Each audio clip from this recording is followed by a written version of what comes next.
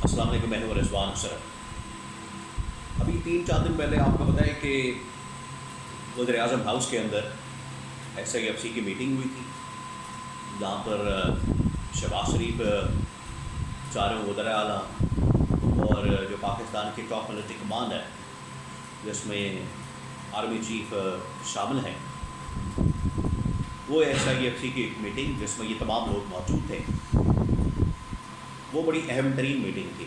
اس کے بعد ایک GSU کے اندر میٹنگ ہوئی ہے۔ دونوں آپس میں لنک ہیں، دونوں آپس میں ایک تعلق ہے کہ پہلے civil leadership plus military leadership دونوں اکٹھے بیٹھے۔ اس کے بعد یہ جنرل ہیڈ کوارٹرز کے اندر یعنی کہ ملٹری اسٹیبلشمنٹ نے پھر پوری صورتحال کا خود جائزہ لیا۔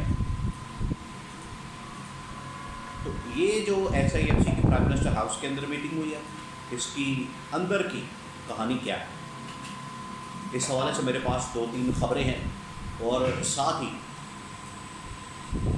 جو یہ یہاں پر میٹنگ ہوئی ہے جنرل ہیڈ کوارٹرز کے اندر، اس کے متعلق بھی خبر میرے پاس موجود ہے۔ تو 2-3 بڑی اہم ترین خبریں ہیں کہ یہ اندر خاتے چل کیا رہا ہے۔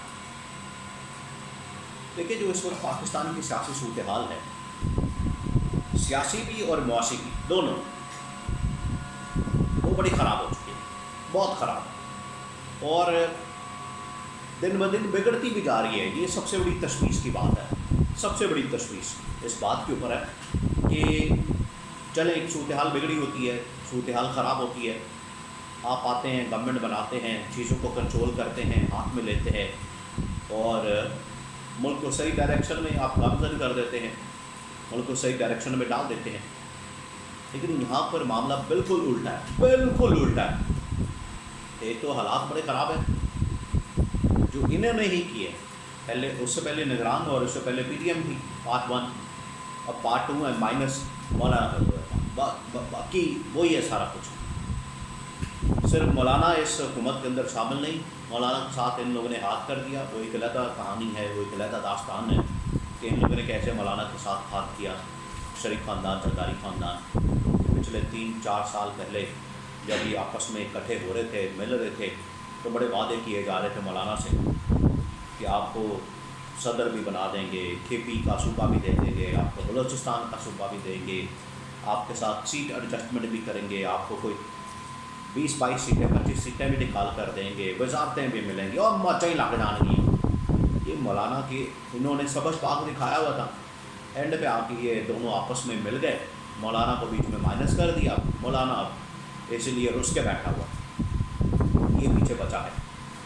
خیر، یہ جو میٹنگ ہوئی ہے پرائم منسٹر ہاؤس کے اندر SIFC کی، اور اس کے بعد جنرل ہیڈ کوارٹرز کے اندر، دیکھیے جو سب سے پہلے SIFC کی میٹنگ ہوئی ہے نا پرائم منسٹر ہاؤس کے اندر، اس سے پہلے میں آپ کو ایک رپورٹ کا ذکر کرتا ہوں۔ عالمی مالیاتی ادارے جو اس وقت پاکستان کے متعلق، پاکستان تو جا رہا ہے لون لینے کے لیے، قرضہ لینے کے لیے، وہ کبھی IMF کے پاس، کبھی امریکہ کے پاس، کبھی UAE کے پاس، کبھی سعودی عرب کے پاس، ترلے منتیں، پروگرام جاری ہے۔ یہ پروگرام بڑھ نہیں گیا، یہ پروگرام جاری ہے، بڑھ تو گیا ہی ہے۔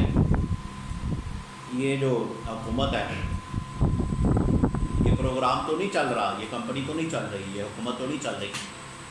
اب ان کو بھیجا ہوا تھا کہ آپ چاہیں کبھی IMF سے، سعودی عرب سے، UAE سے پیسہ لے کر آئیں، کچھ نہیں ملا۔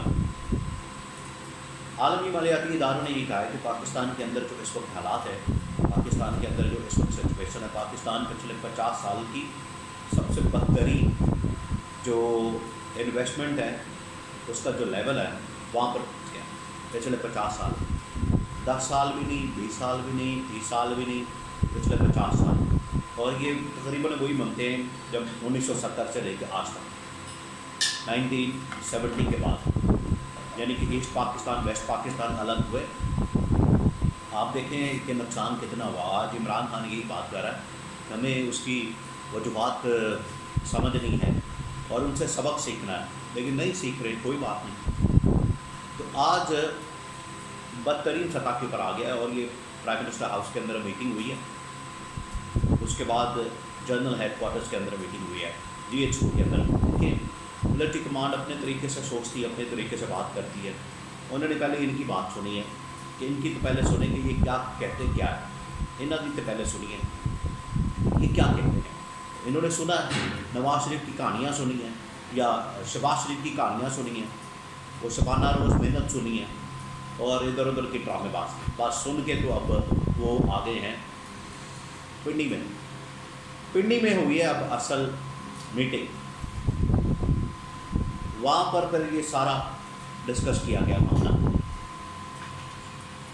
کہ یہ ملک کے ساتھ ہو کیا رہا ہے یا یہ جو حکومت بیٹھی ہوئی یہ ملک کے ساتھ کیا کر رہے ہیں. یہ سارا معاملہ ڈسکس ہوا ایک چیز. اور وہاں پر تشویش بہت زیادہ ہے, ٹینشن بہت زیادہ ہے, پریشانی بہت زیادہ ہے. اس کے پیچھے 2-3 وجوہات ہیں. ایک تو یہ کہ حکومت کی ناکامی اور یہ جس طرح سے انٹرنیشنل فائنینشیل انسٹیٹیوشنس ہیں, عالمی مالیاتی ادارے, وہ جو رپورٹ کر رہے ہیں کہ حالات بڑے خراب ہیں, اس کے اوپر ان کو بڑی تشویش ہے. دوسرا جو اسٹیبلشمنٹ کے اوپر عدلیہ کی جانب سے حملہ, اور تیسرا جو سفارتی چیلنجز ہیں. یہ 3 ایسی ڈائمنشن ہیں, 3 ایسے محاذ ہیں جہاں پر اسٹیبلشمنٹ کو بہت زیادہ پریشانی, بہت زیادہ. اور یہ ایک فطری عمل ہے. ایک تو وہ ان کو لے کر آئے ہیں اس حکومت کو, یہ بھی ان کے گلے پڑا ہوا. لوگ ان کو کہہ رہے ہیں کہ ایک تو آپ لے کر آئے ہیں ان کو, اور یہ آ کے اب ہمارے تباہی اور بربادی پہ رہے ہیں معاملات کی, معیشت کی, سیاست کی, مہنگائی کی, بے روزگاری کی, ہر سطح پر انہوں نے بڑا غرق کر دیا. تو ٹاپ ملٹری کمانڈ بیٹھی ہوئی ہے, ان کا اجلاس ہوا, میٹنگ ہوئی ہے, وہاں پر یہ سارا کچھ ڈسکس کیا گیا. اور یہاں تک بات ہو رہی ہے, میں آپ کو بڑی اندر کی خبر دے رہا ہوں, بہت اندر کی. انہوں نے کہا کہ پھر کیا کیا جائے, پھر ہم ٹیک اوور کر دیں. جنرل صاحب, آرمی چیف صاحب, پھر کیا کریں, آپ ٹیک اوور کر لیں. اور ٹیک اوور تو آپشن نہیں ہے, وہ پچھلے مشرف کے بعد سے ٹیک اوور کی آپشن نہیں ہے, ڈائریکٹ رول کی. اسی وجہ سے تو یہ ہائیبرڈ سسٹم ایک بنایا جاتا ہے جو ابھی بھی جاری ہے. ابھی بھی یہ شہباز شریف کا جو سسٹم بنایا گیا, گورنمنٹ بنائی گئی ہے, یہ ایک ہائیبرڈ سسٹم ہے. پہلے جو PDM کا بنایا گیا تھا وہ ہائیبرڈ پلس تھا, پھر نگران حکومت ہائیبرڈ ڈبل پلس, اور اب یہ جو تیسرا ٹینیور ہے, تیسری ٹرم ہے, یہ ہائیبرڈ ٹرپل پلس ہے. لیکن یہ کام نہیں کر رہا, یہ رزلٹ نہیں دے رہا. یہ الٹا پاکستان کے گلے پڑا ہے, اور اس کی وجہ سے پاکستان بہت بری طرح سے تباہ و برباد ہو رہا ہے. اور یہاں پر یہ کہا جا رہا ہے کہ ٹیک اوور نہیں کیا جا سکتا, تو پھر کیا کریں, تو تبدیلی لانی پڑے گی. الٹیمیٹلی پھر آپ کو چینج لانا پڑتا ہے, تبدیل کرنا پڑتا ہے. جب چیزیں رک جاتی ہیں ایک جگہ پر آ کر, وہاں سے آگے نہیں بڑھتی, معاملات پھنس جاتے ہیں, آپ بند گلی کے اندر آ جاتے ہیں, پھر آپ کو عمران خان والا یو ٹرن لینا پڑتا ہے, آپ مجبور ہو جاتے ہیں. الٹیمیٹلی ان کو میں آپ کو بتا دوں کہ جو 8 فروری کا مینڈیٹ ہے عمران خان کے پاس, الٹیمیٹلی ان کو واپس کرنا پڑے گا, اور کوئی آپشن ان کے پاس نہیں ہے. آپ دیکھ لیں اس وقت ہے کوئی آپشن سوائے یہ شریف خاندان کے, زرداری خاندان کے. ان دونوں میں سے کیا کریں گے آپ, کس کو لیں گے؟ ان کی پرفارمنس تو آپ کے سامنے آ گئی ہے.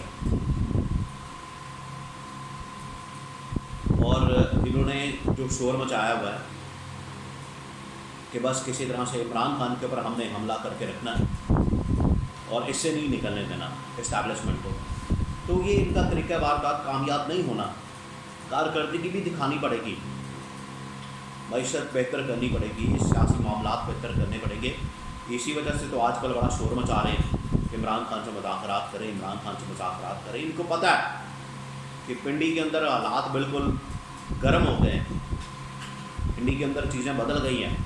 تو اگر ہم نے نہ کچھ کیا تو وہ کچھ کر دیں گے, وہ کچھ کریں گے. پنڈی والوں نے اگر کچھ کیا تو پھر کیا ہوگا کہ وہاں پر تو بڑی آپشن پڑی ہوئی ہیں, ایمرجنسی ٹیک اوور، اور یا پھر اس حکومت کی چھٹی کرا کے تو ایک نئی مینڈیٹ والی حکومت، اور جس کو جو مینڈیٹ ملا ہے وہ اس کو دے دیا جائے۔